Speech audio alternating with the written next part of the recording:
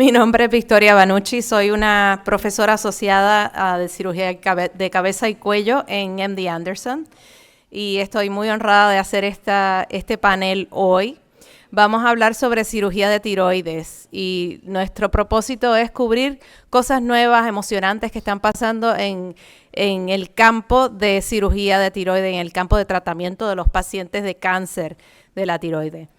Y yo voy a hacer la primera charla y es sobre ablación. Quiero hablar hoy sobre cómo usamos la ablación hoy día para el cáncer papilar de tiroides y en específico creo que es muy importante saber cómo seleccionamos los casos adecuados para este procedimiento.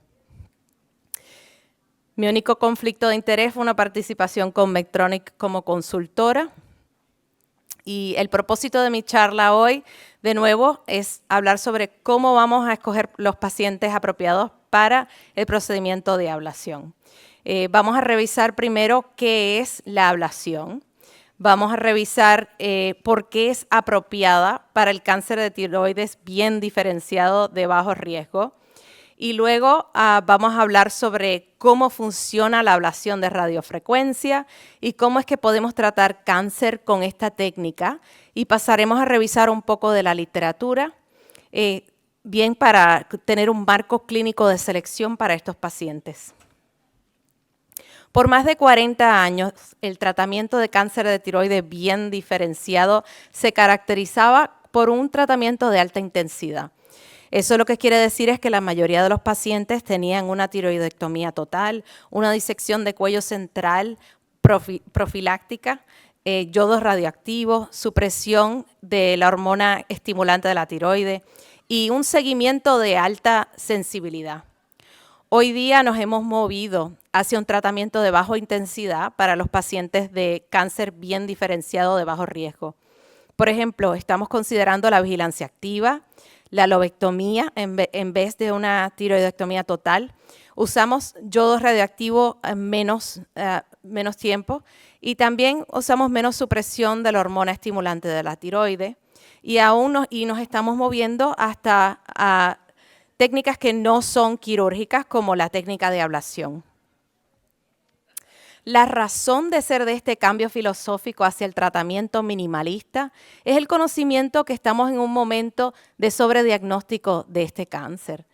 La incidencia en los Estados Unidos y alrededor del mundo ha crecido gracias a nuestra tecnología, que puede detectar nódulos pequeños con más facilidad.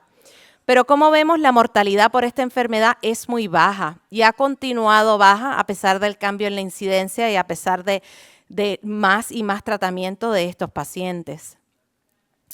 Por lo que vemos, podemos entonces tratar estrategias de desintensificación. Por ejemplo, la lobectomía presenta una buena alternativa para el tratamiento del cáncer micropapilar de la tiroides, pero definitivamente tiene su sacrificio en cuanto a la calidad de vida. Inclusive tenemos varios estudios que demuestran que los pacientes con vigilancia activa tienen mejor calidad de vida que los pacientes de lobectomía. Además, nos estamos dando cuenta que en realidad la tasa de hipotiroidismo es más alta de lo que pensábamos originalmente. Y tenemos estudios que demuestran que hasta el 47% de los pacientes toman suplementos de hormona tiroidea. Y tenemos entonces que preguntarnos, ¿la vigilancia activa realmente es lo mejor para los pacientes de cáncer micropapilar? ¿Cuál podría ser la alternativa a la vigilancia activa? ¿Verdad? A muchos pacientes, el problema es que a muchos pacientes no les interesa, ¿verdad? Y especialmente a los pacientes jóvenes de menos de 60 años, porque no podemos decirle con certidumbre cuándo vamos a parar de vigilar. Entonces, ¿qué hacemos con estos pacientes jóvenes que no están interesados en cirugía, pero tampoco están interesados en vigilancia activa? Yo pienso que la alternativa hoy día es la ablación. La ablación de tiroides se hace con la ayuda de un sonograma para guiar la posición de un electrodo y este electrodo causa la aplicación enfocada de calor intenso, causando denaturación de las proteínas, disrupción de la membrana de la célula y necrosis de los tejidos. Y esto es algo que lo podemos ver en la histología de los tejidos luego de la ablación. La ablación tiene varios beneficios a la cirugía. Por ejemplo, no hay riesgo de hipotiroidismo. No tenemos que preocuparnos por ninguna cicatriz. tiene menos riesgo de complicaciones, la recuperación es virtualmente inmediata, disminuye los efectos negativos a la calidad de vida, el costo es menos y lo podemos hacer en nuestra oficina de manera ambulatoria sin necesidad de anestesia general. Y la ablación ya está muy aceptada para los casos de nódulos benignos. La diferencia cuando aplicamos esta tecnología para nódulos cancerosos es que para el tratamiento efectivo de cáncer tenemos que lograr una zona de ablación que incluye el volumen total del nódulo canceroso, incluso un margen de seguridad de hasta 2 milímetros. Si no podemos incluir ese margen en nuestro tratamiento, entonces tendremos alto riesgo de que el cáncer recurra. La data que tenemos disponible en cuanto a los resultados de ablación de cáncer de tiroides bien diferenciado de bajo riesgo son estudios de serie, de casos retrospectivos de instituciones singulares y describen casos que son cuidadosamente seleccionados. Incluyen mayormente microcarcinomas papilares en pacientes que no están interesados en vigilancia activa y se niegan a tener cirugía. Hay data muy limitada para los casos de cáncer de dimensión entre 1 a 2 centímetros. Un artículo reciente analiza la data de 40 estudios publicados para evaluar la eficacia y seguridad de la ablación termal en el cáncer de bajo riesgo papilar de tiroides. En este caso incluyeron 5.268 nódulos en 5.000 pacientes y según este estudio la ablación es altamente eficaz, con poco riesgo de complicaciones y en este metaanálisis de estos casos, con un seguimiento promedio de 3.3 años, la recurrencia en el área de ablación es muy baja, de 1.2%. Ahora podemos comenzar a discutir la selección de los pacientes para este procedimiento. Y uno de los trucos que podemos usar es preguntarnos nosotros mismos si seríamos capaces de hacer vigilancia activa. Este diagrama nos demuestra muy bien la relación de un tumor en cuanto a la tráquea y la cápsula de la tiroide. Queremos seleccionar pacientes que tengan una distancia del tumor a la cápsula y a la tráquea de menos de 1.5 milímetros. De más de 1.5 milímetros, perdón. Tenemos incluso literatura que demuestra la importancia de la selección cuidadosa de estos pacientes. Este estudio, por ejemplo, incluye a 1.613 pacientes con cáncer papilar de tiroides, T1N0M0, y es retrospectivo. Incluyeron 1.420 pacientes con nódulos, T1A, o sea, menos de 1 centímetro, y 193 T1B, o de 1 a 2 centímetros. Los criterios de inclusión en el estudio son cáncer papilar de tiroides de diámetro de menos de 2 centímetros y excluyeron pacientes con extensión extratiroide o alguna evidencia de metástasis en el cuello o distante. El método de seguimiento que hicieron fue el siguiente: sonogramas a 1, 3, 6 y 12 meses. Usaron un sonograma de contraste en el mismo intervalo hasta que se desaparece el nódulo para aumentar la sensitividad del estudio. Hicieron una tomografía de pecho a los 6 meses y después anual y tomaron tomografía de cuello si vieron nódulos linfáticos sospechosos en el sonograma. Hicieron aspiración de aguja fina si había evidencia de flujo sanguíneo en Doppler o si el nódulo se encogía menos de 2 milímetros en más de 3 meses. Los resultados se enfocaron en la progresión del tumor. La progresión local del tumor fue de 4.3% y vimos recurrencia del tumor local en solo 2.6% de los casos, que incluye áreas nuevas de cáncer o desarrollo en los nódulos linfáticos metastáticos. El cáncer persistió en el área de ablación en solo 1.7% de los sujetos. Se midieron 3 variables relacionadas a progresión: tamaño del tumor, el número de tumores o la localización del tumor relativa a la tráquea y la cápsula de la tiroide. Ningunos otros factores, como vemos aquí, tuvieron ningún efecto. Por ejemplo, el poder que se usa o el tiempo de la ablación no tiene nada que ver aquí con el success. Simplemente escoger el paciente correcto es lo más importante. Aquí podemos ver las curvas de Kaplan-Meier que demuestran la supervivencia libre de enfermedad con las siguientes variables. O sea, tenemos mejor resultado en los pacientes de T1A comparado a los T1B, en los pacientes de tumores de menos de 1 centímetro, ¿verdad? Mejor en los pacientes de enfermedad unifocal y finalmente tenemos mejores resultados en los pacientes que tienen tumor subcapsular, que tiene una distancia a la cápsula de más de 2 milímetros. El paciente ideal, en resumen, tiene un tumor solitario de menos de 1 centímetro, por lo menos 2 milímetros de distancia de la cápsula y de la tráquea.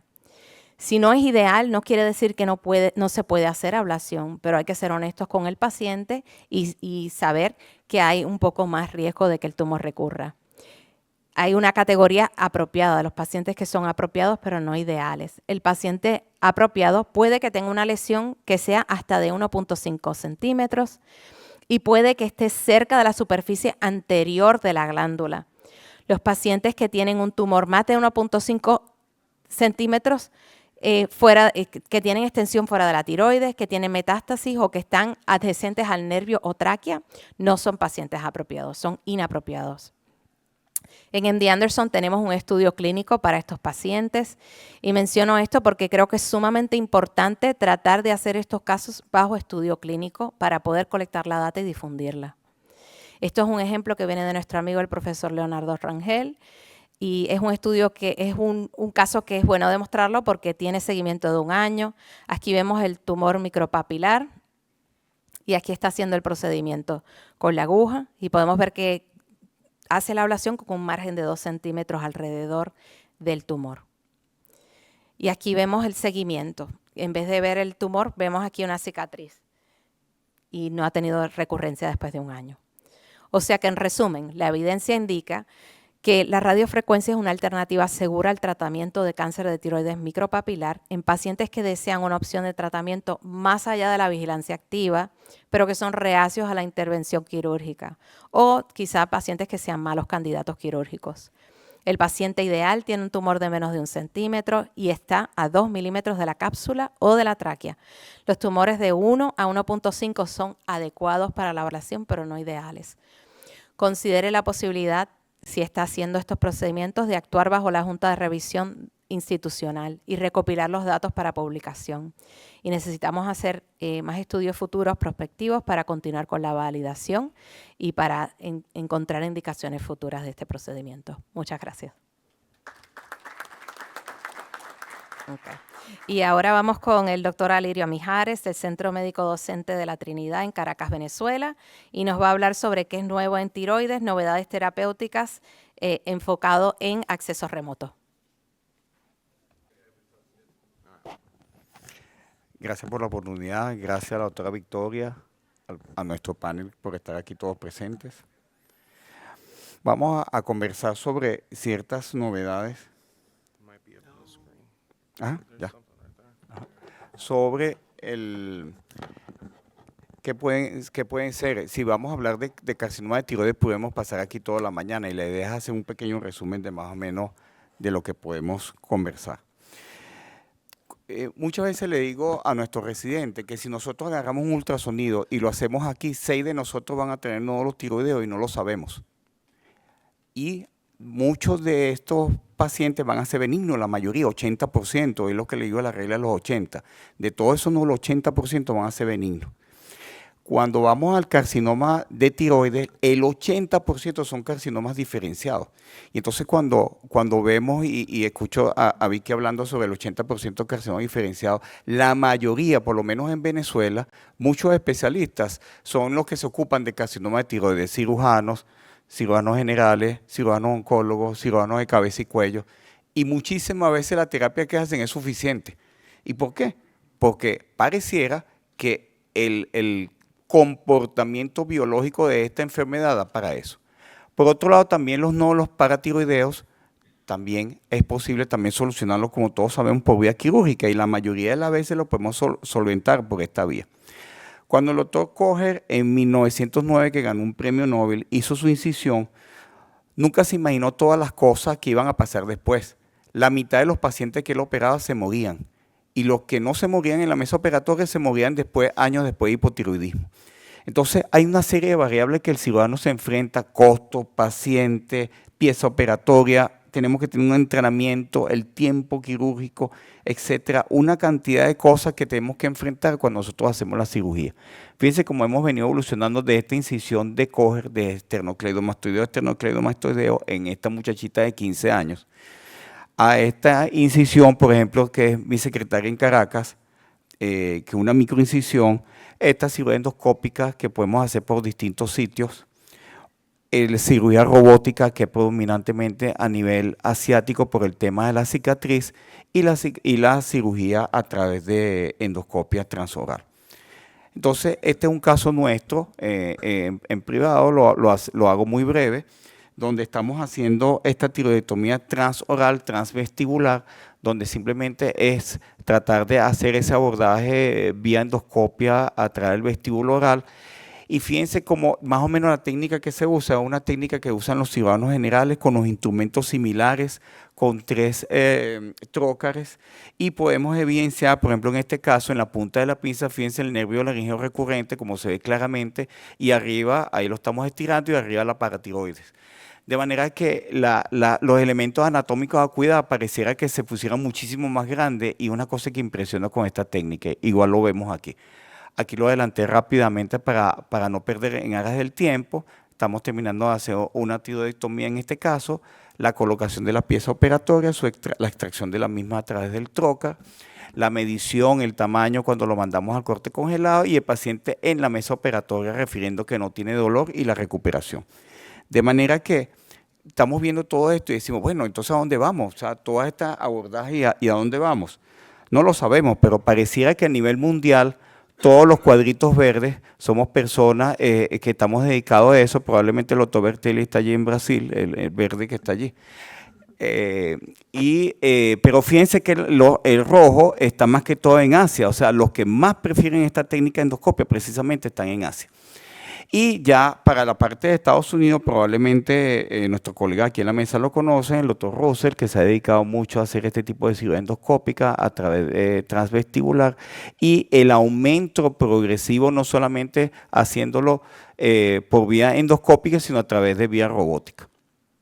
Entonces, tenemos por un lado la cirugía y tenemos por el otro extremo la vigilancia activa. Ya no me voy a detener mucho en la vigilancia activa, pero es muy importante, ya lo mencionó la doctora Vicky, pero en Venezuela, yo no sé si pasa en sus países o en las zonas donde ustedes trabajan, pero en Venezuela decirle a un paciente que él tiene un cáncer y lo voy a vigilar es un tema. Entonces, generalmente el paciente lo piensa un tiempo y entonces cuando usted viene a verlo, pero otro cirujano que le dijo que se podía morir de eso. Entonces, el paciente generalmente no espera por vigilancia activa. Entonces, está como en este extremo contrario a la cirugía. Y en el medio está la ablación. No me voy a detener a específico los distintos métodos de ablación, las distintas técnicas que existen, ya la doctora Vicky lo explicó, pero tiene una ventaja que es ambulatorio, se supone que es una anestesia local, menor costo, etc. Pero cuando hablamos con los pacientes, cuando hacen esa ablación, muchas veces el nombrarle, y probablemente lo vamos a discutir en la mesa redonda, que la lesión no va a desaparecer, sino que hay que vigilarlo y probablemente a lo mejor va a tener una lesión ahí que vamos viendo si disminuye 50% en el tiempo, etcétera. Y cuando lo sopesa con la cirugía, probablemente muchos pacientes te van a decir, doctor, quíteme eso de una vez porque estamos hablando de un cáncer. Muchísimos tipos de abordajes, los podemos discutir probablemente en la mesa. Los que nosotros generalmente más usamos son el axilar y el transvestibular. Las diferentes técnicas de energía que nos han ayudado muchísimo a hacer esta técnica, bisturí armónico y el ultrasisio. El tratamiento de precisión del cáncer de tiroides, que es muy importante cuando vemos todas estas técnicas. Yo siempre conversamos con mis residentes allá en Venezuela. Cuando nosotros tenemos un paciente como en esa foto, que tiene un tumor y lesiones nodulares al lado de la lesión, usted debe asegurar que ese paciente tiene un carcinoma de tiroides hasta que no demuestre lo contrario.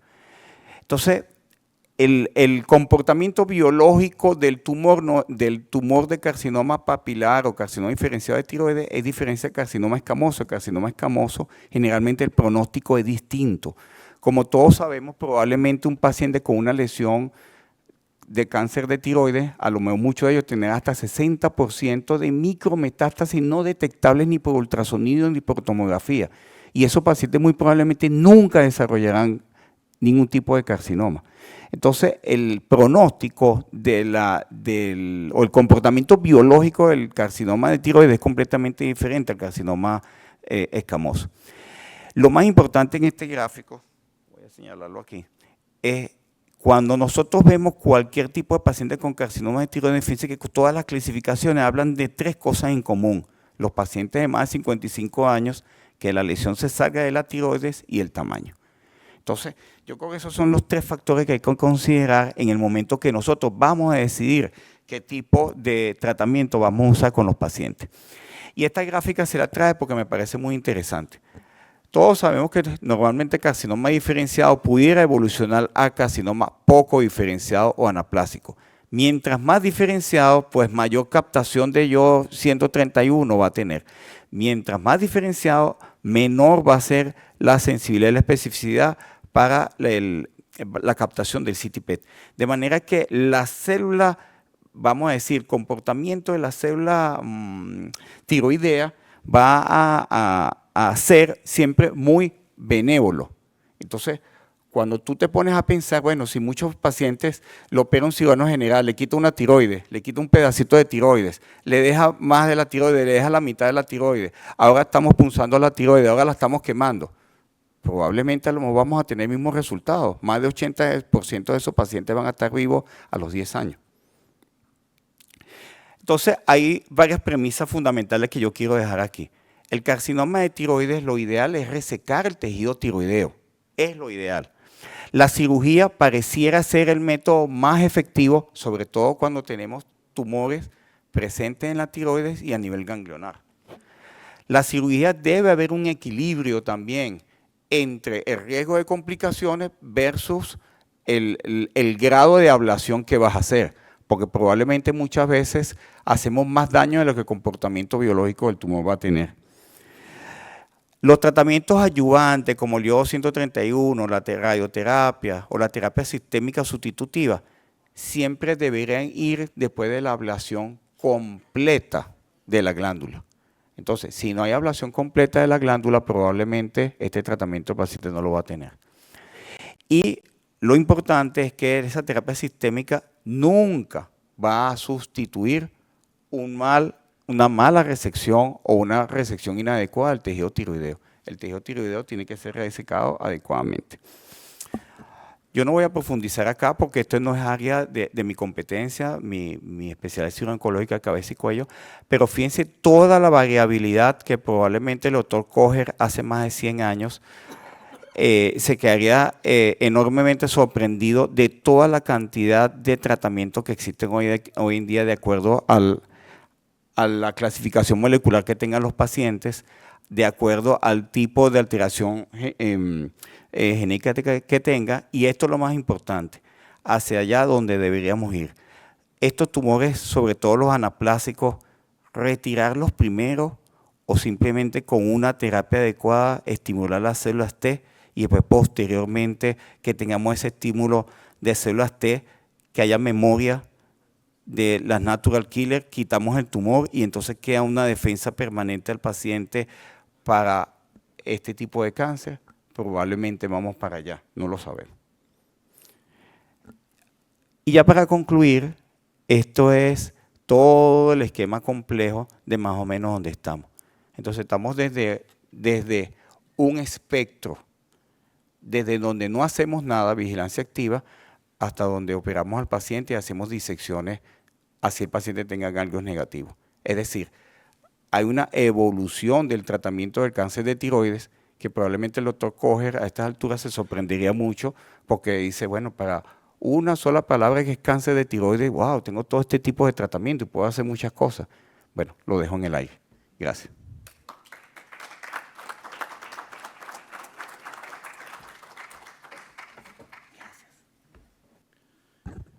Hola, buenos días. Muchas gracias a los organizadores por la invitación a presentar. En esta sesión voy a discutir algunos avances tecnológicos que podrían afectar el tratamiento de pacientes con enfermedades, incluyendo cáncer de tiroides, enfocándome en el uso de la inteligencia artificial. No tengo nada para revelar. Bueno, para introducir la inteligencia artificial son sistemas informáticos que son capaces de realizar tareas que normalmente requieren la inteligencia humana. Por ejemplo, la percepción visual, el reconocimiento de la voz y hacer decisiones complejas. Hay varias aplicaciones de la inteligencia artificial en la medicina y en la cirugía, pero algunos ejemplos incluyen la capacidad de predecir los resultados de los pacientes utilizando datos históricos. Se puede mejorar la precisión diagnóstica en el análisis de estudios radiológicos y patológicos, y voy a hablar de un ejemplo de esto. También podría proporcionar recomendaciones de tratamiento precisas basadas en los datos individuales. Así que moviéndonos a una época de medicina más precisa.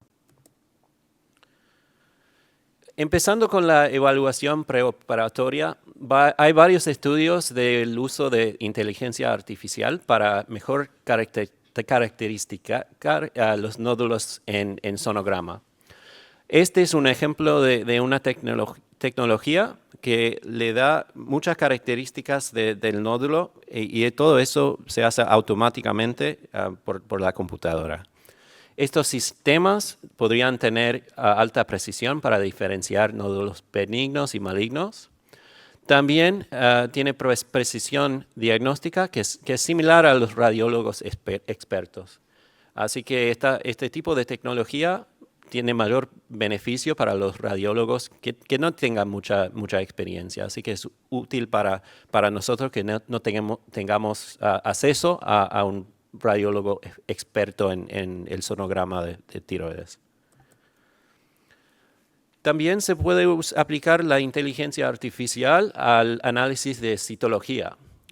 Este la foto de arriba muestra un screenshot de una plataforma online de consulta de citología. Así que en esta plataforma se puede subir una imagen citológico y le da el diagnóstico.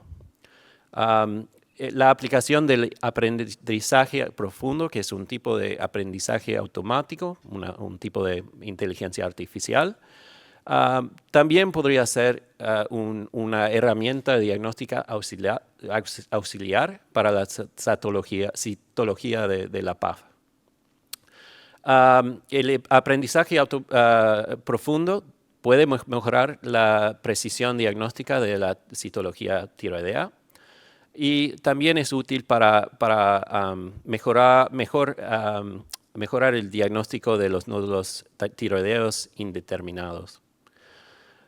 Finalmente, los clasificadores de expresión génica, por ejemplo, Afirma, TheroSeq, también utilizan modelos de aprendizaje automático para analizar la expresión génica y mutacionales para predecir el riesgo de malignidad.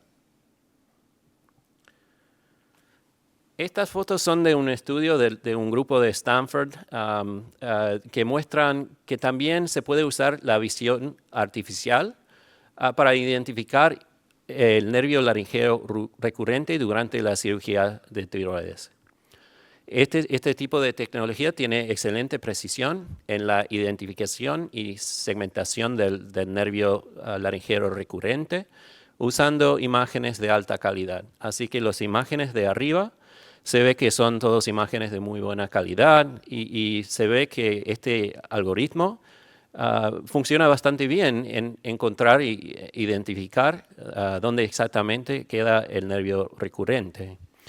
En las imágenes de abajo, esas son imágenes en que el algoritmo tuvo más dificultad por la calidad de las imágenes.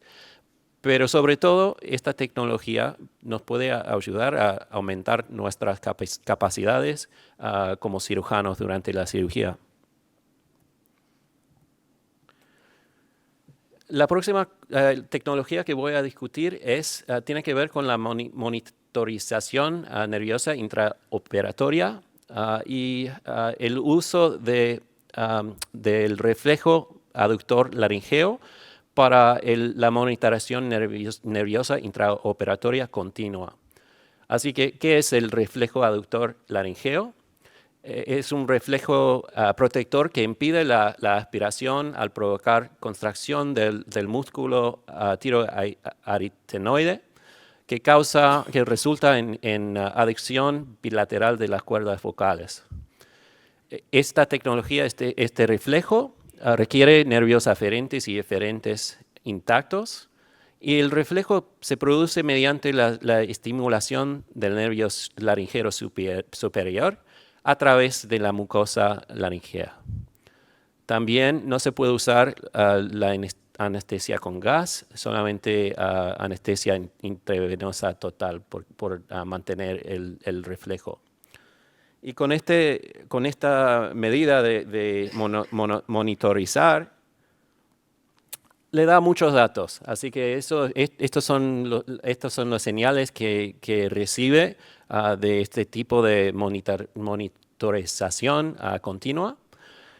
Y voy a mostrarle un ejemplo, pero quería mostrar esto porque son muchos señales y obviamente hay una oportunidad para usar otras tecnologías, incluyendo la inteligencia artificial, para mejor tratar de entender estos señales. Este es un video de mi socia, la doctora Buchek, que va a mostrar estos cambios en los señales durante una cirugía, y vamos a prestar atención a la parte de la izquierda. Ahí está. Y este es el señal que corresponde a la cuerda vocal izquierda, que muestra un cambio en el señal durante la cirugía en que el nervio tiene mucha tensión.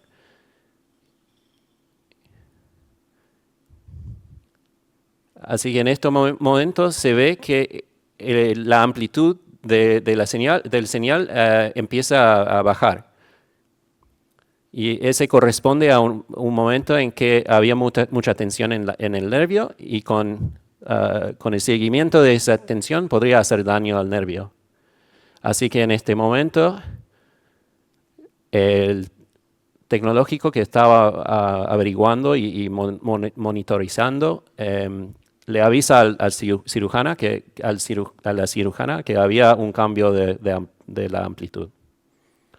Así que este tipo de monitorización puede aumentar nuestras habilidades de saber si estamos poniendo mucho estrés en el nervio recurrente y para evitar daño. Finalmente voy a hablar un poco del uso de la inteligencia artificial en el postoperatorio. Hay varios estudios que describen el uso del aprendizaje automático para predecir complicaciones postoperatorias. Se lo puede tratar en online usando ese código, pero este es un algoritmo publicado que toma varios variables para predecir la probabilidad de tener hipocalcemia postoperatoria. Y este algoritmo en unos estudios tuvo muy buena precisión, con una área bajo de la curva de 0.9. Finalmente, por los cánceres, los casos de cáncer tiroidea, hay algoritmos que tratan de predecir el riesgo de recurrencia en estos casos, que ayuda en el tratamiento personalizado y las estrategias de vigilancia. En uno de los estudios, el segundo ahí de Wang et al., entrenaban modelos de aprendizaje automático que superaron la estratificación del riesgo de ATA. Así que, ¿cuáles son las direcciones futuras para este tipo de tecnología, incluyendo la inteligencia artificial en cirugía de tiroides? En el futuro esperemos que haya inteligencia artificial en tiempo real que nos puede apoyar como cirujanos, que que son adaptivas, sistemas que son adaptivas y apoyan las decisiones intraoperatorias y nos ayudan a buscar y identificar estructuras críticas. También hay mucha posibilidad para el uso de inteligencia artificial para la formación quirúrgica, incluyendo desarrollar simulaciones muy realísticas usando la inteligencia artificial. Así que con eso lo voy a pasar a Rogerio, pero muchas gracias por su atención y la oportunidad de presentar.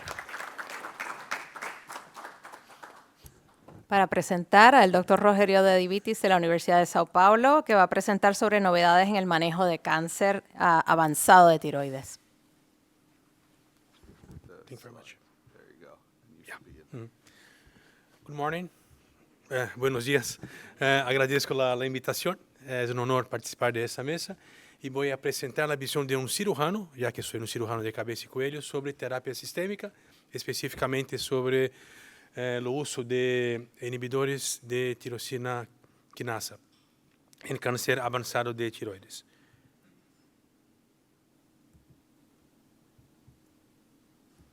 Yo no tengo conflicto de interés. Bueno, el tratamiento estándar para una enfermedad que sea de bajo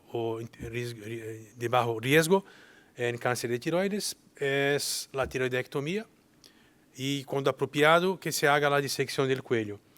No voy a hablar de detalles sobre nuevas tecnologías que han sido mencionadas en las presentaciones anteriores, pero en los pacientes que presentan riesgo intermediario o alto hay que añadir muchas veces tratamiento adicional, adyuvante, con radioterapia y con supresión hormonal, que muchas veces se hace por largo plazo. Pero ni todos los tumores de tiroides tienen un comportamiento favorable. Algunos son bastante agresivos y se presentan en un estadio clínico avanzado. Entonces, el primer punto es lo que es una enfermedad avanzada en cáncer de tiroides. Hay diferentes conceptos. El concepto estructural o quirúrgico, que se refiere a una enfermedad voluminosa, invasiva, a la enfermedad recidivada, la presencia de metástasis a distancia o de metástasis cervicales groseras, una progresión rápida y cuando haga amenaza a estructuras vecinas, principalmente para las vías aéreas.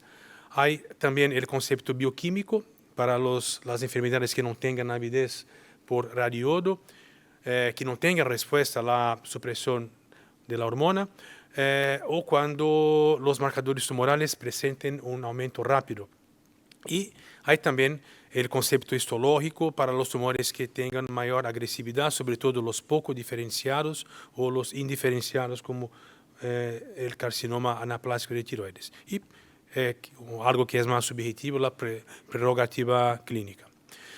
El cuadro clínico varía bastante, desde pacientes que mismo con enfermedad avanzada presentan una evolución despacio, sin síntomas o oligosintomáticas, hasta pacientes que van a la muerte por insuficiencia respiratoria y hemorragia.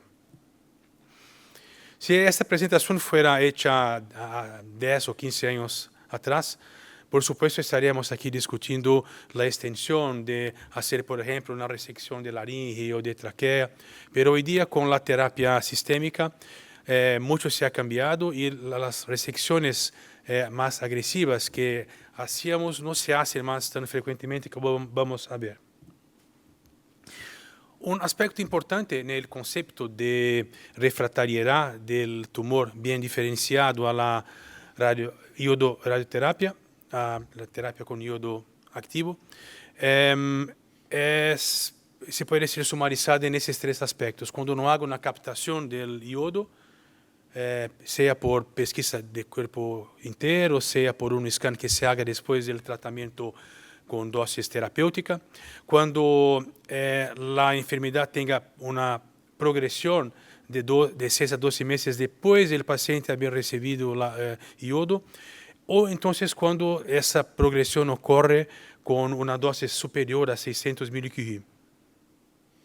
Entonces, ese es un concepto importante para la indicación de terapia sistémica. Ese esquema, que para un cirujano no es tan fácil hablar de ello, pero aquí es una representación del linfócito, de una célula folicular tumoral y a derecha de una célula del endotelio. Miren que hay diversos mecanismos, desde la activación de RET, que está relacionado con carcinoma medular, la mutación de BRAF, de RAS, o la inhibición de NIS, que lleva a una refractariedad a radioiodo. Así es que son diversos mecanismos para los cuales hay diversas drogas que se han desarrollado para la institución de terapia sistémica. Por ejemplo, para NIS, que se ve abajo a derecha, cuando se inhibe, por ejemplo, las vías de MEK y BRAF, es posible revertir la refractariedad, y un tumor que inicialmente era refractario al iodo se queda no más refractario y se puede, después de la terapia sistémica, hacer un complemento del tratamiento con iodo terapéutico. Bueno, sin embargo, hay problemas con el uso de los inhibidores de tirosina quinasa, no solamente la cuestión del precio hoy día, pero hay maleficios que el tratamiento pueda traer y por lo tanto debemos retardarlo, atrasarlo el máximo posible.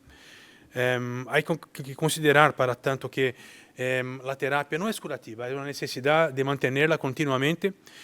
Tiene efectos colaterales cardiológicos, gastrointestinales, la síndrome manos-pies, que es un tipo de dermatitis, y otros efectos que pueden acontecer y que pueden, por lo tanto, impactar con la calidad de vida. Es posible que a cualquier momento, durante el periodo de institución de la terapia, la enfermedad se desarrolle de nuevo. Y no está aún completamente definido el beneficio de la sobrevivencia para los pacientes que hagan uso de la terapia con inhibidores de tirosina quinasa. Pero, por otro lado, hay que considerar que la enfermedad avanzada, sea un carcinoma bien diferenciado avanzado, sea un carcinoma anaplásico, impacta muchísimo también con la calidad de vida. Por supuesto que diante de una situación de esa que he mencionado, antes de empezar con la terapia sistémica, debemos avaliar la posibilidad de hacer terapias localizadas que pueden retardar aún más empezar el uso de la terapia sistémica. Por ejemplo, pacientes que tengan metástasis óseas con dolor importante, se puede hacer radioterapia localizada, se pueden utilizar drogas moduladoras de hueso. Metastasectomías pueden ser hechas y con eso se puede, con diversas opciones de terapias localizadas, empezar más tardíamente el uso de los inhibidores de tirosina quinasa. Ese gráfico es un gráfico que, por otro lado, nos presenta muy claramente las indicaciones. He hablado no de las contraindicaciones, pero del retardo al empezar el uso de esa terapia. Pero miren en esa pirámide, desde abajo para arriba, que inicialmente para una enfermedad que tenga metástasis oligosintomáticas, una enfermedad oligometastática, o que tenga una enfermedad loco-regional resecable, la cirugía es la primera opción de tratamiento. Para los tumores bien diferenciados, la supresión con TSH. Cuando haga avidez, que se haga un complemento con radioiodo.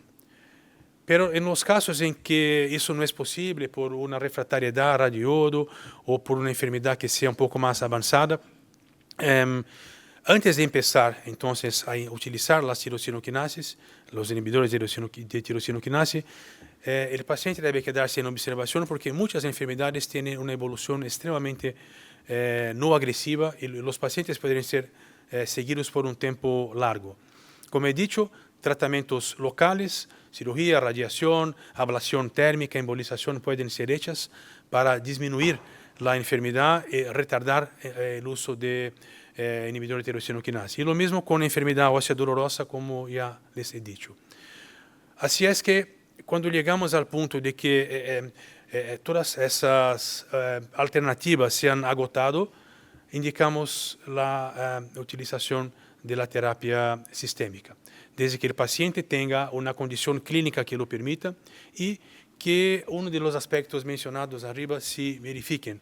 Doença sintomática, doença que amenace las estructuras vecinas, sobre todo las vías aéreas, progresión rápida y, en caso de carcinoma medular, los carcinomas que presenten síntomas de agravamiento de la enfermedad. Ese es un ejemplo de un carcinoma anaplásico de tiroides. Antes y después de hacer el uso del inhibidor de tirosinoquinasa, miren que hay una disminución muy importante de la enfermedad, posibilitando muchas veces hacer la resección quirúrgica. Por supuesto que no se va a hablar de cura, pero se puede retardar la recidiva por un cierto tiempo y durante ese tiempo que el paciente tenga una buena calidad de vida. En relación al carcinoma anaplásico, debemos considerar estas 4 etapas en su manejo. Primeramente, por supuesto, diante de un paciente que nos llegue, hacer una avaliación sobre sus vías aéreas y su estabilidad, ya que es el aspecto que puede llevar al óbito más precozmente. Avaliar la presencia de metástasis a distancia, que ocurre en alrededor del 50% de los pacientes en su primera presentación, y también el volumen de las metástasis a distancia. Si el paciente no tiene evidencia de metástasis a distancia, debemos avaliar la resecabilidad del tumor, jamás hacer un debulking para un anaplásico, hacer la resección cuando visualmente sea una resección radical, siguiéndose el más temprano posible con radioquimioterapia para estos pacientes. Si no fuera un tumor primario resecable, pero sin evidencia de enfermedad a distancia, debemos utilizar radioterapia con dosis altas, con asociación con quimioterapia. Pero cuando ya haga metástasis a distancia, en el contexto del carcinoma anaplásico, si fuera una metástasis de bajo volumen, radioterapia para control loco regional con quimioterapia asociada. Y cuando fuera de alto volumen, la radioterapia debe ser con una intención paliativa. Y en los casos de BRAF positivo para el anaplásico, asociar la terapia sistémica, y en ese momento entran los inhibidores de tirosinoquinasa. Así, el cuarto punto se hace luego cuando se recoge la biopsia del anaplásico, es hacer la pesquisa de BRAF. Cuando el BRAF fuera positivo, esos pacientes pueden beneficiarse de la terapia sistémica con inhibidor de tirosinoquinasa, cambiando su evaluación para una evolución más lenta y con un tiempo de sobrevivencia más largo. Para finalizar, este es un estudio que ha salido hace poco, reuniendo 27 casos en Latinoamérica de 5 diferentes centros. Miren que se han manejado tumores diferenciados o poco diferenciados de tiroides, medulares y anaplásicos, BRAF positivos, una vez más, con diferentes esquemas de terapia. La cantidad de disminución del diámetro mayor del tumor se ha variado de 25 a 42% en los diferentes escenarios. Y al total, miren que, por ejemplo, en carcinomas diferenciados o poco diferenciados, el 55% de los pacientes han obtenido algún tipo de respuesta. Y de los 12, por ejemplo, que se han presentado con esa condición histopatológica, el rescate ha sido posible en 10. Por lo tanto, con una disminución del tamaño inicial de la cirugía propuesta. Muchas gracias.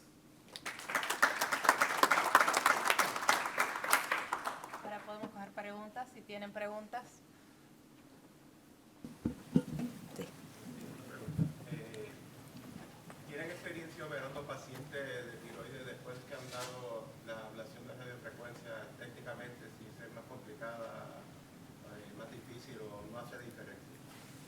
Sí, personalmente no, pero he escuchado de muchas personas y en realidad no debe de haber más dificultad. O sea, escogemos a los pacientes que tienen el tumor lejos del área del nervio recurrente, ¿verdad? Y como expliqué, tumores que están dentro de la lejos de la cápsula de la tiroide.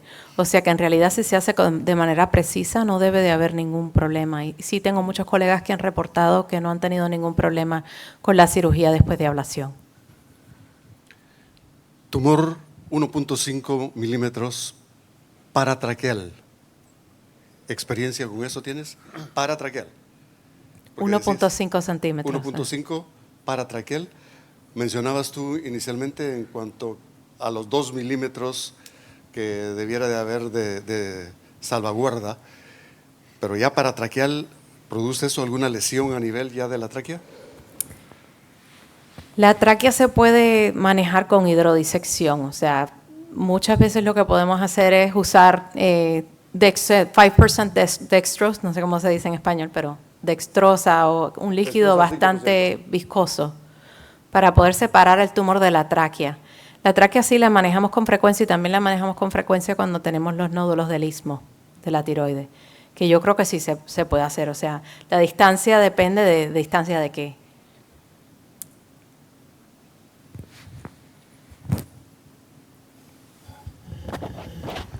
Yo quiero hacer una pregunta al revés.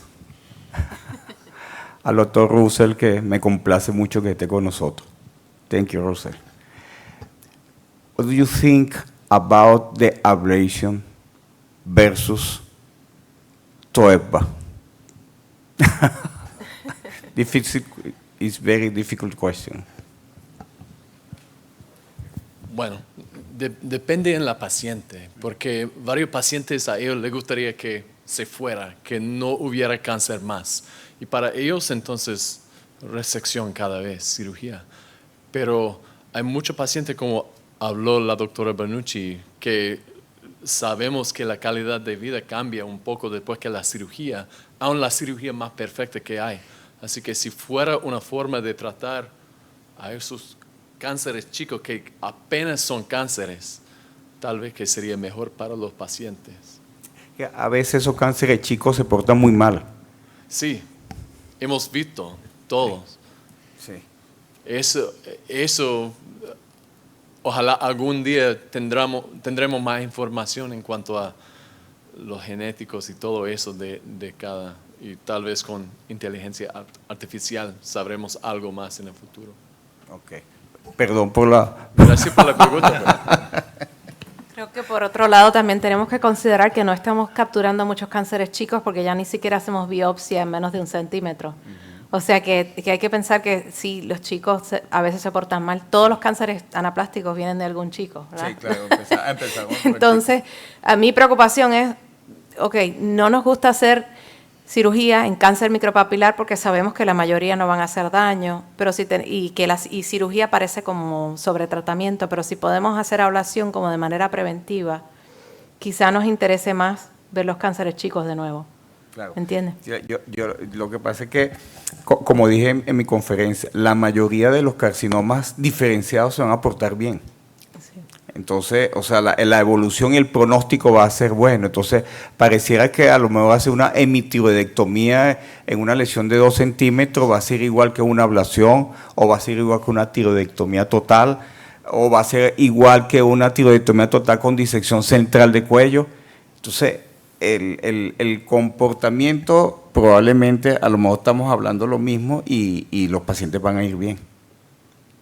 Sí, no sabemos el futuro, pero sí sabemos que hay una gradiente de cáncer diferenciado hacia el cáncer no diferenciado. O sea que el cáncer no diferenciado muchas veces viene de cáncer diferenciado, ¿verdad? Sí, sí. O sea que yo, por lo menos, yo tengo la inquietud de tratar esos cánceres pequeñitos. Me pregunto, no creo que debemos de pensar que la gente joven que tiene un cáncer de menos de un centímetro, todos van a estar bien.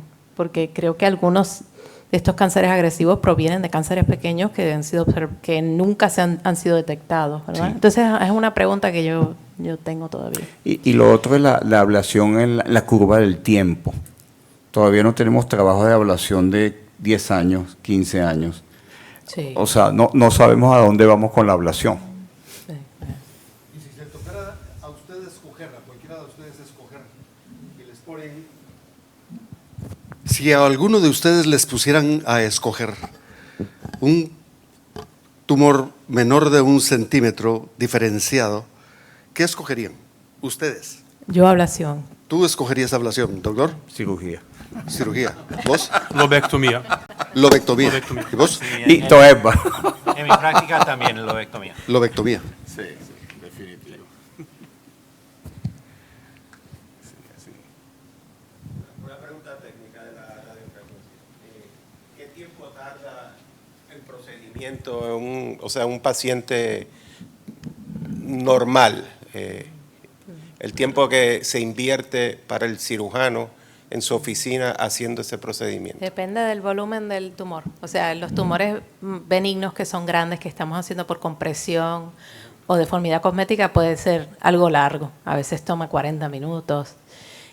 Pero para el micropapilar, para un cáncer pequeñito, 15 minutos, 20 minutos. O sea, 15 minutos es la parte técnica, pero hay una preparación, Sí, etcétera, y demás, sí. que todo eso hay que tomarlo en hay cuenta, costo ¿no? de, si por ejemplo el paciente viene, algunos necesitan tomar algo para sedación, que ahí hay 20 minutos que el paciente tiene que tomar Ativan o algo y esperar, y Sí. entonces al final del procedimiento usualmente los observamos, por ejemplo, como 15 minutos.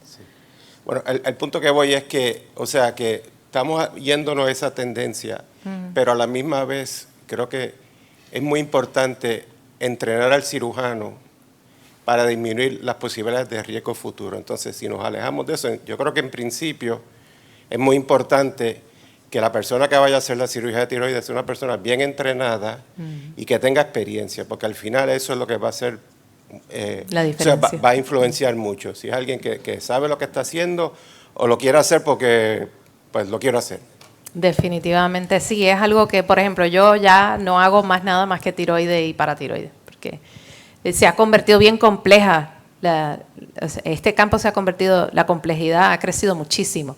Entonces, por ejemplo, para un cirujano de cabeza y cuello que hace de todo, también añadir ablación, se hace complicado. Pero sí. Vicky, da tiempo para otra pregunta. No, ¿ustedes usan anestesiólogo o solamente en la sala de En la oficina, En la oficina. y la mayoría de los pacientes no toman nada de sedación. y cómo hacen con el calor y eso que genera el Bueno. equipo y a veces el paciente refiere que es molesto? Sí, o sea, los pacientes lo toleran bastante bien. Ok. Sí, tenemos que bloquear el área completamente. A veces se hace un bloqueo cervical también, si el paciente está muy incómodo. Pero básicamente bloqueamos toda la cápsula de la tiroides y con ese bloqueo con lidocaína, los pacientes lo toleran muy bien. Lo importante es hacerlo efectivo para que no sea muy, muy largo el procedimiento, porque la posición también puede molestar. Y hay cosas importantes, hay detalles, por ejemplo, que la temperatura del sitio donde se hace tiene que estar bajita, como si fuera una sala de operaciones. Okay. Usamos hielo al final, le damos hielo al paciente para que esté más cómodo y prestamos atención a los síntomas del paciente, porque si el paciente tiene dolor o calor, eso nos puede alertar de que hay un problema. O sea que nos beneficiamos de que el paciente esté despierto, porque nos puede alertar cuando algo pasando. anda mal. Exacto. ¿Y hematoma? Hematoma es muy raro. Okay. Y la mayoría son por las venas anteriores las venas anteriores que están en la cápsula, y con presión de afuera se puede parar. Pero claro, se tiene que decir al paciente que puede tener hematoma y siempre tener en mente que algún día podrá alguien necesitar alguna exploración operatoria, pero es muy, muy raro que eso suceda. ¿Qué tan larga es la curva de aprendizaje? Depende, o sea, yo creo que es bastante bajita si uno está bien cómodo haciendo ecografías y haciendo biopsias. ¿Cuántos casos? Yo diría como 10 casos, algo así. Pero tiene que estar cómodo uno haciendo la ecografía y haciendo las biopsias, y entonces es más o menos la misma